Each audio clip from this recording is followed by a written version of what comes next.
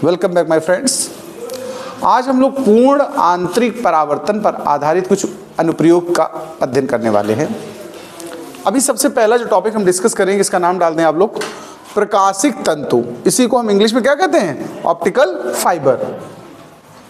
ये सबसे पहली बात, ऑप्टिकल फाइबर है क्या और कहाँ इसका यूज होता है और किस सिद्धांत पर आधारित है, इस पे पहले चर्चा करेंगे। ठीक है, तो सबसे पहली बात हम ये कहेंगे कि ये जो ऑप्टिकल फाइबर, ये ऐसी युक्ति है, डिवाइस है जो पूर्ण आंतरिक परावर्तन के सिद्धांत पर आधारित है। यानी इसमें जो रूल का इस्तेमाल हो रहा है वो कौन सा इस्तेमाल हो रहा है? पूर्ण आंतरिक परावर्तन। फिर इसका उपयोग कहाँ करते हैं? तो इसमें हम कहेंगे अगर हमें कोई प्रकाश सिग्नल भेजना है कहीं, या कोई सिग्नल भेजना है, तो बिना हानि के, बिना लॉस के कहीं तक भी आप उस सिग्नल को भेज सकते हो। इसका ये बेनिफिट है। ठीक है, इसका यूज़ हम लोग इंडोस्कोपी में करते हैं। बाद बाकी आजकल देखा होगा आप लोगों ने, जियो फाइबर ऐसे तमाम आने लगे ना, इंटरनेट के जो कम्युनिकेशन के साधन हैं उनमें जो सिग्नल आते हैं, या नेट की जो कह सकते हो डेटा भेजा जाता है, उनमें ये सब यूज़ होता है। ठीक है, जो केबल पड़ी होती है, केबल वाला सिस्टम है ये। तो सबसे पहली लाइन में तो आप ये देखो, डायग्राम भी सुन लो ज़रा, फिर बनाना तो है ही डायग्राम। इसमें क्या क्या है ज़रा इस पे गौर कर लीजिए। ये मैंने ऑप्टिकल फाइबर के एक सिंगल फाइबर को या एक सिंगल पाइप को रिप्रेजेंट किया है। एक पाइप में कई वायर होते हैं ये ऑप्टिकल के, ठीक है, उसमें से एक हमने दिखाया, उसको कट करके शो किया है। देखिए इसमें अंदर का हिस्सा जो है, ये जो मेन हिस्सा है जो सिग्नल को आगे कैरी करेगा, इसको हमने नाम दिया क्रोड। क्या नाम दिया? क्रोड, इंग्लिश में कोर कहते हैं। इसका जो अपवर्तनांक है वो 1.5 है, 1.7 है। क्रोड का कितना है भाई? क्रोड का जो अपवर्तनांक है वो कितना है भैया? n = 1.7। उसके बाहर देखो, आपको मैंने ये दिखाया हुआ है, ये क्लैडिंग कहलाती है। इंग्लिश में क्लैडिंग कहते हैं, हिंदी में हम कह सकते हैं लेपन। यानी ऊपर से एक थोड़ा मोटी कवर चढ़ा हुआ है, इसको क्लैडिंग कहा है। इसका अपवर्तनांक ध्यान रखना कोर से थोड़ा सा कम है। क्रोड का कितना है? 1.7। तो क्लैडिंग का या लेपन का कितना होगा? लेपन का है 1.5। इसमें हमने प्रकाश सिग्नल यहाँ से भेजा, ये इनपुट है, ये प्रकाश सिग्नल है, निवेश किया मैंने प्रकाश सिग्नल, कोई सूचना भेजी गई है। ये जब प्रवेश करेगी, ध्यान रखना, तो चूंकि बाहर एयर वगैरह से आ रही है भी और यहाँ प्रवेश कर रही, तो अविलंब की ओर थोड़ा झुकेगी। ये जो डॉट डॉट हमने बनाया, ये क्या है? अविलंब है। पहली स्थिति का अविलंब ये है। अब देखना जरा गौर से, थोड़ा अविलंब की ओर झुकी और यहाँ पहुंची। इस जगह अविलंब ये बना हुआ, ध्यान देना प्लीज, ये अविलंब की पोजीशन है। अब यहाँ पर गौर ये करने वाली बात है कि ये अभी जो प्रकाश किरण चल रही है वो किसमें चल रही? क्रोड में। और क्रोड का अपवर्तनांक ज्यादा है बाहर वाली परत से। आप लोगों ने केबल डिश वाली देखी होगी, अंदर एक वायर होता है, उसके ऊपर एक जालीदार और वायर होता है, देखा है डिश वाला कभी छील करके? डिश का वायर जो होता है उस बिल्कुल उसी स्टाइल का ऑप्टिकल फाइबर है। ऊपर की लेयर की बात अभी हम कर रहे हैं। तो ये जब देखिए अंदर क्रोड से है, यानी सघन माध्यम में चल रहा है। अब अगर ये पार करे तो उसको कौन सा माध्यम मिलने वाला है? विरल। और अगर सपोज करिए यहाँ का जो आपतन कोण है ये क्रांतिक कोण से ज्यादा हो जाए, ध्यान देना जरा, जो यहाँ पर आपतन कोण है इस समय, तो ये प्रकाश किरण सघन से विरल में जाने वाली थी और निकल जाती बाहर, लेकिन हमें बाहर निकलने नहीं देना है। इसका मतलब आपतन कोण का अरेंजमेंट इस तरह किया जाए कि ये वाला आपतन कोण क्रांतिक कोण से थोड़ा सा ज्यादा हो जाए। और अगर क्रांतिक कोण से ज्यादा कोण पर किरण गिरती है तो कौन सी घटना घटित होती है? पूर्ण आंतरिक परावर्तन। यानी उसी में वापस लौट आई। देखो लौट आई, फिर इस सिरे पे पहुंची, यहाँ भी देखो सघन में अभी चल रही है, और यहाँ विलंब ये है, देखो ये अविलंब की पोजीशन दिखाई गई है, देखो डॉट डॉट, ये क्या है? अविलंब है। जब यहाँ से आया तो देखो जो ये क्रांतिक कोण से बड़ा कोण है, तो अब परावर्तन के बाद ये भी तो क्रांतिक कोण से बड़ा होगा, और जब यहाँ गिरेगा जाकर के तो ये भी क्रांतिक कोण से बड़ा होगा। इस तरीके से पाइप के अंदर बार बार अंदर ही अंदर घूमती रहेगी। अभी जितना लंबा भी पाइप हो, हमने थोड़ा सा हिस्सा दिखाया है, ऐसे इसी के अंदर ऐसे से घूमती रहेगी लास्ट तक, और जहां निकालना होगा आखिरी जहां ये कट बना होगा वहां से ये आउट हो जाएगी। तो सिग्नल बताइए पूरा पाइप के अंदर ही घूम रहा है, तो क्या कहीं कोई लॉस होगा क्या? ना तो एब्जॉर्ब हो रहा सिग्नल इस पाइप द्वारा, और ना ही इसको कहीं बाहर एटमॉस्फेयर में निकलने दिया गया, अंदर का अंदर ही घूम रहा है। तो बिना हानि के, बिना लॉस के सिग्नल एक सिरे से जो भेजोगे वैसा ही दूसरे सिरे पर प्राप्त होगा। ये इस ऑप्टिकल फाइबर का प्रयोग है। तो चलिए थोड़ा सा आप लोग डायग्राम बना लीजिए, फिर इसके बाद मैं सबसे पहले इसके सिद्धांत के बारे में बात करता हूँ और आप लिखना शुरू करेंगे। लिखिए, प्रकाशिक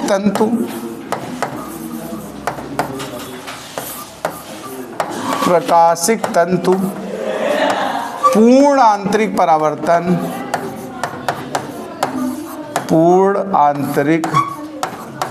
परावर्तन पर आधारित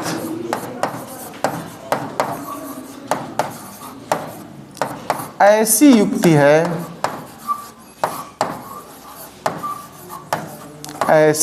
है जो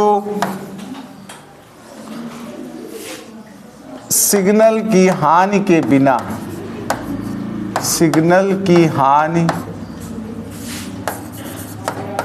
हम सिग्नल की हानि कह सकते हैं या ऊर्जा की हानि भी कहते हैं। सिग्नल में होता क्या, ऊर्जा ही तो होती है। ऊर्जा की हानि, सिग्नल की हानि के बिना उसे एक सिरे से दूसरे सिरे तक भेज देता है। ये परिचय लिखो, फिर आगे हम बात करेंगे। अब देखिए हम बात करते हैं, ये भी चीज अपने लिए समझ लेना, थोड़ा सा यहाँ पर लिख लेना चाहें। ये जो बाहर आपने लेपन किया है, इसको मैंने लेपन बोला है, एक्चुअली में ये क्लैडिंग है। इंग्लिश वर्ड जरूर जान लीजिए, थोड़ा सा इंग्लिश में जानना जरूरी है। इसको हम लोग क्लैडिंग बोलते हैं। और अंदर ये क्रोड है, यानी कोर इंग्लिश में कहते हैं इसको। क्लैडिंग जो बनती है, ध्यान रखना, हमने कांच की इस्तेमाल की है। किसकी? यानी ऊपर जो कवर या खोल चढ़ाया है वो काहे का बना हुआ है? कांच का। तभी तो उसका अपवर्तनांक कितना है? 1.5। और अंदर जो ये क्रोड बनाया, ये क्वार्ट्ज का है। किसका है? क्वार्ट्ज। आप ऐसे लिख सकते हो हिंदी में, क्वार्ट्ज।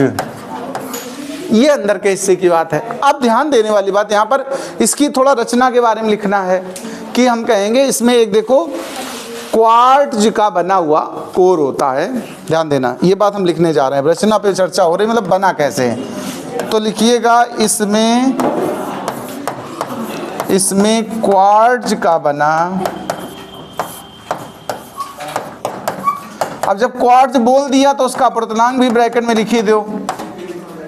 इसमें क्वार्ट्ज का बना एक क्रोड होता है।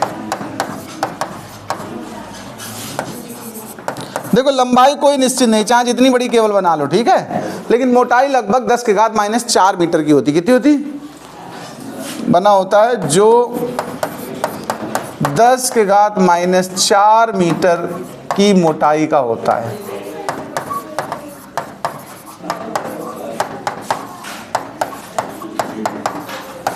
इसके ऊपर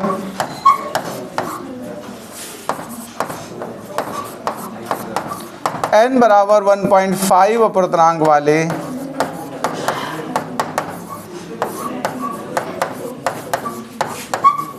पारदर्शी पदार्थ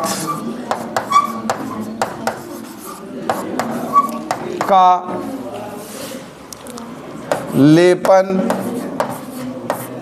इंग्लिश में लिख देना क्लैडिंग,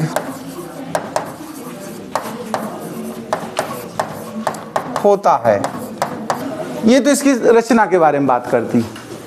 अब इसमें देखो, ये सिंगल पाइप की बात हुई, कई ढेर सारे पतले पतले पाइप इकट्ठा करते हैं और फिर एक केबल तैयार होती है, उसको बोलते हैं, जैसे आपने तार देखे होंगे घर में, वायरिंग वाले देखे कि नहीं, तो तार हम बोलते हैं, उसके अंदर कई तार होते हैं, पूरा एक गुच्छा होता है तार का, पूरा चलता है 10-12 तार, 5 तार 6 तार, वैसे ये पाइप होता है। तो कई पतले पतले पाइप होते हैं, उनको इकट्ठा करके बोलते हैं उसको लाइट पाइप। क्या बोलते हैं? प्रकाश पाइप।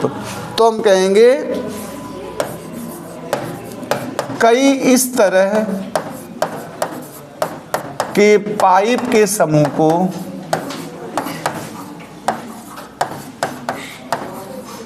समूह को प्रकाश पाइप, इंग्लिश में भी बोलते हैं लाइट पाइप। क्या बोलते हैं इसको? लाइट पाइप, प्रकाश पाइप कहते हैं। अब हम यहां कहेंगे कि एक सिरे से प्रकाश डाला जाता है तो वो क्रोड में प्रवेश करता है। कहां प्रवेश करता है? क्रोड में। और क्रोड में प्रवेश करने के बाद जब क्लैडिंग के पास पहुंचता है तो इसका आपतन कोण हो जाता है क्रांतिक कोण से अधिक, इसलिए पूर्ण आंतरिक परावर्तन की घटना होती है और पाइप के अंदर लगातार प्रकाश इसी घटना की वजह से आगे बढ़ता चला जाता है। तो हम कहेंगे जब प्रकाश को प्रवेश कराया जाता है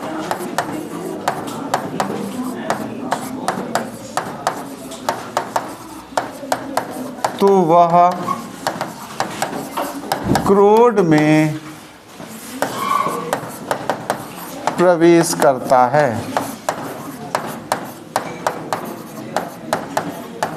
तथा क्लैडिंग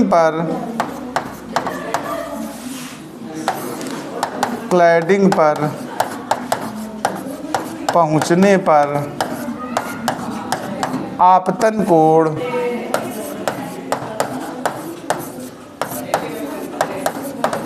क्रांतिक कोण से अधिक होता है। क्रांतिक कोण से अधिक होता है। अतः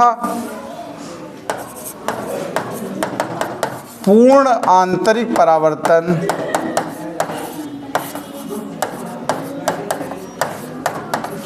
परावर्तन की घटना घटित होती है। घटना घटित होती है और सिग्नल पाइप के अंदर चलता जाता है।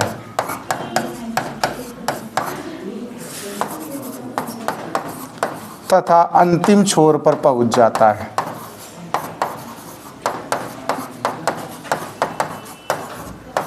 अंतिम छोर पर पहुंच जाता है। ये तो बात हो गई कैसे चलेगा सिग्नल। बस एक लाइन में ये बात और बता दें कि इस तरह के पाइप को हम लोग यानी ऑप्टिकल फाइबर का जो इस्तेमाल होता है वो चिकित्सा के क्षेत्र में भी होता है। इंडोस्कोपी नामक एक टेस्ट परीक्षण होता है। पेट के अंदर जैसे कोई अल्सर या कोई समस्या है मान लीजिए, उसकी टेस्टिंग करने का एक तो विधान है सबसे पहला एक्सरेज। अगर एक्सरे से वो बीमारी नहीं पकड़ में आती, मरीज करे डॉक्टर साहब अभी भी दर्द हो रहा है, आपने दवाएं सही नहीं दी थी, तो डॉक्टर कहता है अल्ट्रासाउंड करा लो भाई। अल्ट्रासाउंड भी एक तरीका है। फिर भी अगर बीमारी पकड़ में नहीं आती हो, मरीज परेशान है, डॉक्टर को बार बार कह रहा कि आपकी दवाएं सही नहीं है, फ़ायदा नहीं कर रही, तो मरीज कहता है अच्छा रुको एक और टेस्ट, डॉक्टर कहते हैं एक और टेस्ट करा देते हैं, तो उसको बोलते हैं इंडोस्कोपी। उसमें क्या होता है, ये दो ऑप्टिकल पाइप होते हैं। ये डायग्राम बनाना है, मैं तुम्हें एक्सप्लेन कर रहा हूँ सीधा। एक कैमरा समझ लो होता है, यहाँ पर एक कैमरा है, ये इसमें दो पाइप होते हैं, एक इनपुट के लिए और एक आउटपुट के लिए। ये कैप्सूल कैमरा सीधा वो पेट के अंदर जाता है, पाइप के सहारे आपको निकलना पड़ेगा। ज़बरदस्ती डॉक्टर ठूस देता है, तुम चाहे उल्टी कर दो, ठीक है। फिर इस देखो इस सिग्नल यहाँ से लाइट भेजेगा डॉक्टर, तो कैमरे को प्रकाश चाहिए काम करने के लिए, तो अंदर कैमरा चारों तरफ की फोटोज बनाता है और वो सिग्नल आउटपुट आएगा दूसरे सिरे से ऐसे, और वो कंप्यूटर की स्क्रीन पे अंग जो अंदर के हैं उनका पूरा फोटोज बनाएगा। और डॉक्टर्स की स्टडी ऐसी होती है, वो समझते हैं कि नॉर्मल पार्ट का कैसा डायग्राम आना चाहिए और अगर कुछ दिक्कत है तो उसका कैसा डायग्राम आना, उससे वो एनालाइज कर लेते हैं कि कहाँ पर और क्या समस्या है। तो ये इंडोस्कोपी में इस्तेमाल होता है। तो हम कह सकते हैं इसका माने ऑप्टिकल फाइबर का, इसका प्रयोग चिकित्सा के क्षेत्र में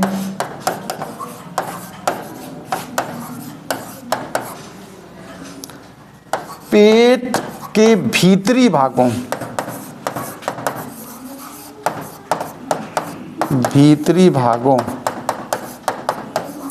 की जांच हेतु एंडोस्कोपी में किया जाता है। चलिए इसको नोट कर लीजिए, ये टॉपिक यहाँ पूरा हुआ। चलिए एक और अनुप्रयोग है पूर्ण आंतरिक परावर्तन का, इसको बोलते हैं मिराज यानी मरीचिका। रेगिस्तान के लिए हमने समझाने के लिए कोशिश की है, तो आर्टिकल का नाम डालिए रेगिस्तान की मरीचिका यानी मिराज इन डेजर्ट। देखो आपको बता दूं मैं जानकारी के लिए कि कभी हाईवे पे जाइए गर्मियों के सीजन में, बड़े रोड पे दूर तक जहाँ दिखता हो, तो आपको कभी फील होगा, अगर दोपहर में निकल रहे हैं गर्मी के सीजन में, तो आपको लगेगा थोड़ी दूर पर कहीं पानी पड़ा हुआ सड़क पे, और पेड़ पौधों की आपको नीचे की तरफ इमेज दिखेगी। कभी शायद आपने फील भी किया हो, गर्मी के सीजन में डामर रोड हो, मतलब हाईवे टाइप का, मतलब थोड़ा बड़ा दूर तक दिखे, तो आप जब देखिएगा दोपहर में तो आपको पेड़ पौधे उल्टा वहाँ पर इमेज जैसे पानी में बनता है वैसा दिखता है, यानी पानी की प्रेजेंस का फील होता है हाईवे पर।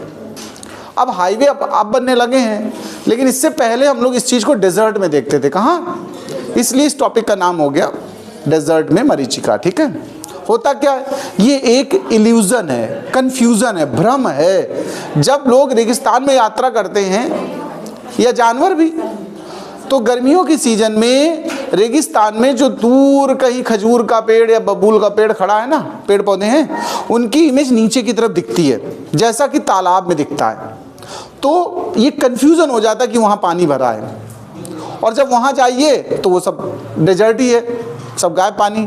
फिर थोड़ी दूर कहीं दूसरे जहाँ पेड़ खड़े होंगे वहाँ महसूस होगा। इस कंफ्यूजन को ही मिराज कहते हैं। क्या कहते हैं? मरीचिका। मरीचिका मतलब कंफ्यूजन, यानी इसको इंग्लिश में कहें तो इल्यूजन ऑफ लाइट इसको बोलते हैं। ठीक है, कैसे होता है ये समझने की बात है। अच्छा, ऐसी ही घटना ठंडे प्रदेशों में भी होती है, जहाँ बर्फ़ जमी रहती है, बर्फीले इलाकों में। वहाँ जब शिप वगैरह नाव चलती है ना, तो दूसरी नाव आसमान में उल्टा लटकी दिखती है, ऐसी फीलिंग होती है, ऐसा दिखता है वहाँ। पहले इसको समझिए, फिर उस पर भी थोड़ा सा चर्चा करेंगे हम। देखो इसमें होगा क्या, सुनिए ज़रा। ये एक मेन पेड़ है, हमने बना दिया है, उसकी इमेज नीचे दिख रही है, वो बनेगी कैसे, आई कैसे, इस पर चर्चा करते हैं। तो देख लीजिए, हमने ऐसे लेट किया कि एक प्रकाश किरण यहाँ से चलनी है। देखो ध्यान से सुनना मेरी बात, तो समझ पाओगे आप।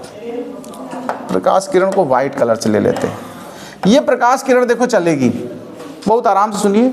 मैंने यहाँ देखो कुछ लेयर्स बना रखी हैं। गर्मी है, दोपहर का समय है, रेगिस्तान, ये जो ये रेगिस्तान है, देखो ये डेजर्ट है कि नहीं, ये क्या है, रेत। रेत है ये जगह कैसी है, रेत। रेत गर्म हो जाएगी बहुत ज़्यादा कि नहीं बताओ। और गर्म रेत के संपर्क में जो वायु होगी वो भी गर्म होगी, और गर्म वायु ध्यान रखिए विरल हो जाती है। कैसी हो जाती? उसके मॉलिक्यूल्स दूर दूर हो जाते हैं। तो ये विरल हो गई, एक परत हमने विरल, बिल्कुल बहुत ज़्यादा विरल है।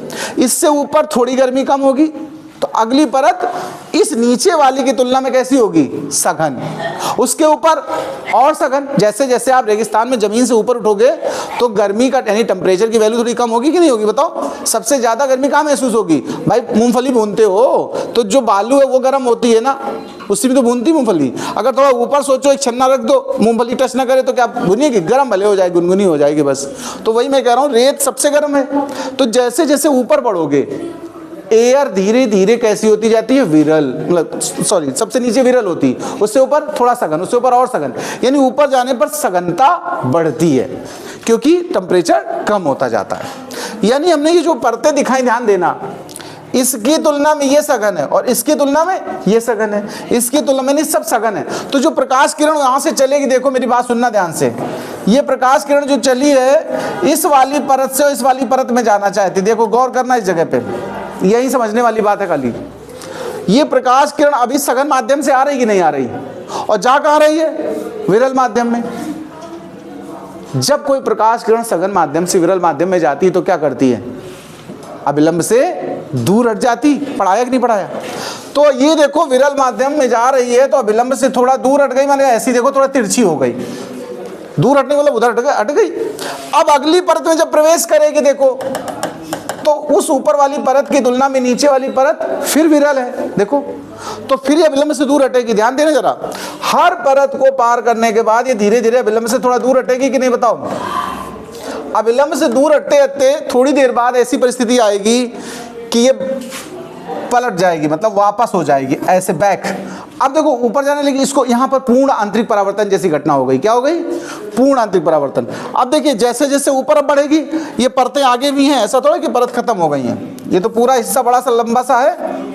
अब देखिए ये घटना ऊपर जब जा रही है, ध्यान देना, तो ये परिस्थिति क्या कहलाएगी? देखो जरा गौर करना। अब विरल से कहाँ जा रही है? सघन, यानी अभिलंब की ओर अंदर आना शुरू हो जाएगी। देखो तभी तो ये प्रकाश किरण ऐसे अंदर को मुड़ गई थोड़ी सी। अब जरा गौर करिए, अगर हम यहाँ पर खड़े हैं, जो ऑब्जर्वर है वो यहाँ कहीं खड़ा है, ध्यान देना प्लीज, ये ऑब्जर्वर की पोजीशन ली हमने, तो इसको, इसके पास जब ये प्रकाश किरण पहुंची तो इसको क्या महसूस हो रहा है? देखो प्रकाश किरण हमेशा महसूस कैसी होती है? सीधी आ रही, उसको लगेगा यहाँ से आ रही है। देखो उसको देखने वाले को कहाँ से दिखेगी? यहाँ से, और साथ में एक वहां से भी दिखेगी। तो यानी उसको जो पेड़ ऊपर दिख रहा है, ध्यान देना, उसका एक हिस्सा उसे नीचे भी दिख रहा है। यानी उसको जैसे तालाब में, आप तालाब के किनारे पेड़ खड़े होते हैं, ऊपर का पेड़ तो दिखता ही दिखता, साथ में नीचे से भी तो आती है रेज, टकरा कर, ये तो पानी से आती है रेज हमारे पास, नीचे दिखती है शैडो।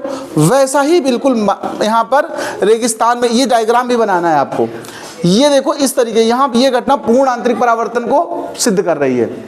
ऐसा कंफ्यूजन होता है रेगिस्तान में, इसी को हम लोग के, इस इफेक्ट को क्या बोलते हैं? मिराज, यानी कि मारीचिका। तो पहले इसी पे बात कर लेते हैं थोड़ा सा। चलिए लिखते हैं थोड़ा, लिखिए आप लोग भी। डायग्राम तो बनाना ही बनाना है, इतना तो ध्यान रखिए, डायग्राम बनाने के बाद ही लिखना है। तो हम लिखेंगे गर्मी के दिनों में रेगिस्तान, आप ब्रैकेट में हाईवे भी लिख सकते हो,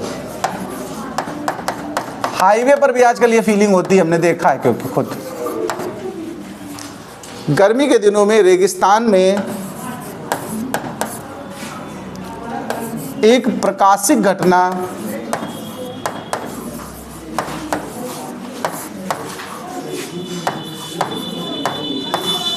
इंग्लिश में इसको इल्यूजन कहते हैं। क्या कहते हैं भाई साहब? इल्यूजन। एक प्रकाशिक घटना घटित होती है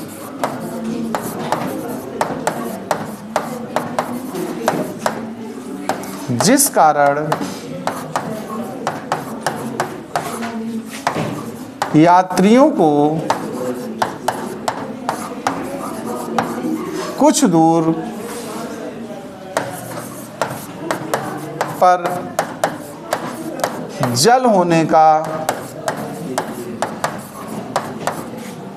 भ्रम हो जाता है।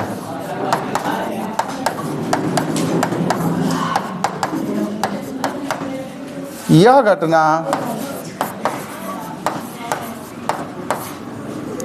रेगिस्तान की मरीचिका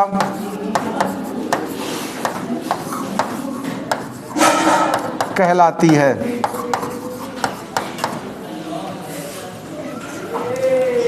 जो कि पूर्ण आंतरिक परावर्तन, पूर्ण आंतरिक परावर्तन का परिणाम है। देखिए ये तो बहुत शॉर्टकट में भी बताया है। अब इसी बात को हमें डायग्राम के हिसाब से विस्तार से लिखना है।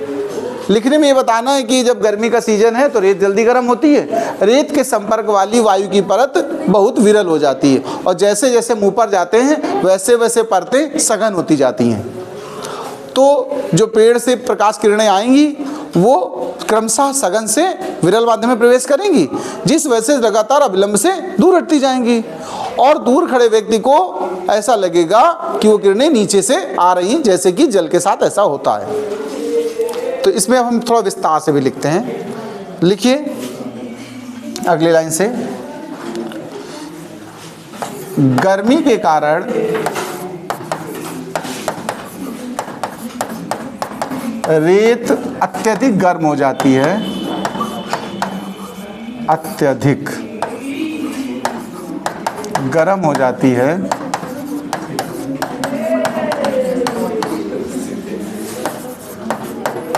तो इसके संपर्क में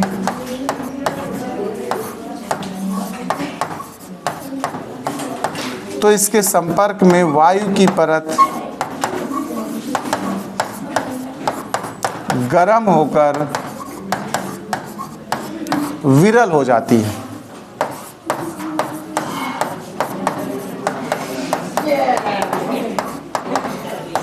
तथा क्रमशः ऊपर की परतें सघन होती जाती हैं।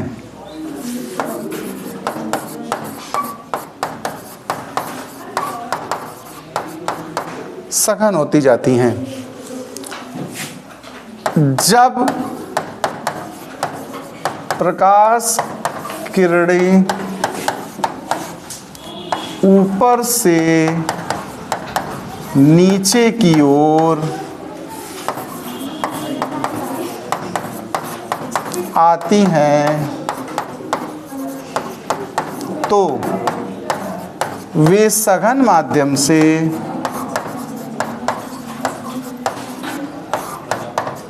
विरल माध्यम में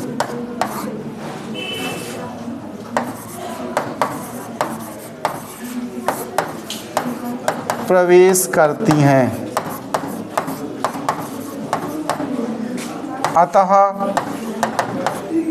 अविलंब से दूर हटती जाती हैं।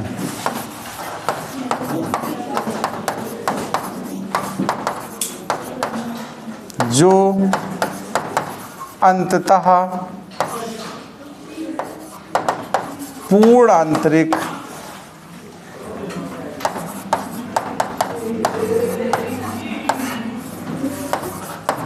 परावर्तन की घटना बनाती हैं और पेड़ आदि का प्रतिबिंब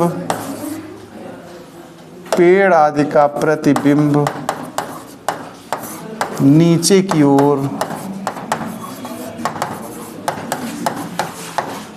दिखता है। बस इतना ये नोट कर लीजिए आप लोग।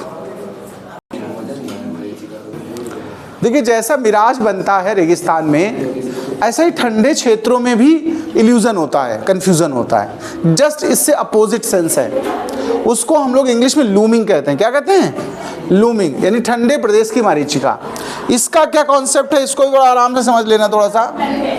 मान लीजिए कहीं ठंडा प्रदेश है जहाँ बर्फ वाला पानी है। कैसा पानी है? तो देखिए, लूमिंग की सिचुएशन में थोड़ा समझ लेना।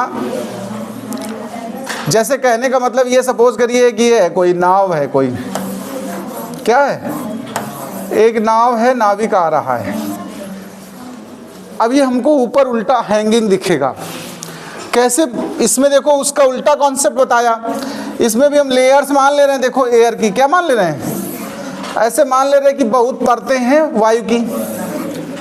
उसमें मैंने कहा था कि नीचे की परत कैसी थी? विरल थी। ऊपर जाने में सघन हो रही थी क्योंकि नीचे गर्मी ज़्यादा थी। ये ठंडा इलाका है, कोल्ड है। ये वाटर कैसा है? कोल्ड है। तो सबसे नीचे वाली परत ज़्यादा ठंडी होगी कि नहीं? तो ज़्यादा सघन होगी। देखो, नीचे की परत सघन होगी और जैसे ही ऊपर जाओगे सघनता कम होगी, विरलता बढ़ेगी। अब जो प्रकाश किरण यहाँ से चलेगी, ध्यान देना भैया, इस नाव वाले के पास से चली प्रकाश किरण, सपोज करो। अब इसके साथ क्या होगा? ये सघन से कहाँ जा रही? विरल में जा रही कि नहीं जा रही? बताओ। बस वही कॉन्सेप्ट गौर से देखना जरा। सघन से विरल जा रही है, विलंब से दूर हटती जाएगी। देखो ऐसे, अब विलंब से और दूर हटेगी बार बार, जैसे उसमें हुआ था। जस्ट उसका अपोजिट कॉन्सेप्ट आ रहा है यहाँ पर। ये भागती जाएगी ऐसे ऐसे, गौर करिए। तो ये प्रकाश किरण घूमते घूमते आखिर में उल्टा हो जाएगी, वापस बैक। तो जो यहाँ पर नाविक दूसरा होगा, ध्यान देना जरा, उसको ऐसा लगेगा कि यहाँ से आ रही है प्रकाश किरण। देखो, ध्यान देना, कंफ्यूजन। ये नाव उसको कहाँ दिखेगी? आसमान में उल्टी टंगी हुई। लूमिंग जो होती है वो रेगिस्तान की मरीचिका उल्टा होता है, उसको हवा में ऊपर टंगी दिखेगी ये वाली नाव। यहाँ तो दिखती है, ऐसा नहीं कि भाई जल में अगर तालाब के पास आप खड़े हो तो पेड़ ऊपर नहीं दिखता क्या? ऊपर भी दिखता है, नीचे भी दिखता है, यानी ये भी दिखेगा, साथ में कुछ किरणों से ये घटना जो हो रही है, तो ये नाव ऊपर भी दिखती है। इसी घटना को हम क्या बोलते हैं? लूमिंग। अगर मान लीजिए कभी आ जाए परीक्षा में तो आप इस तरह थोड़ा बहुत अपने आप से एक्सप्लेन करके लिख सकोगे, क्योंकि मारीचिका पढ़ा दिया है बस।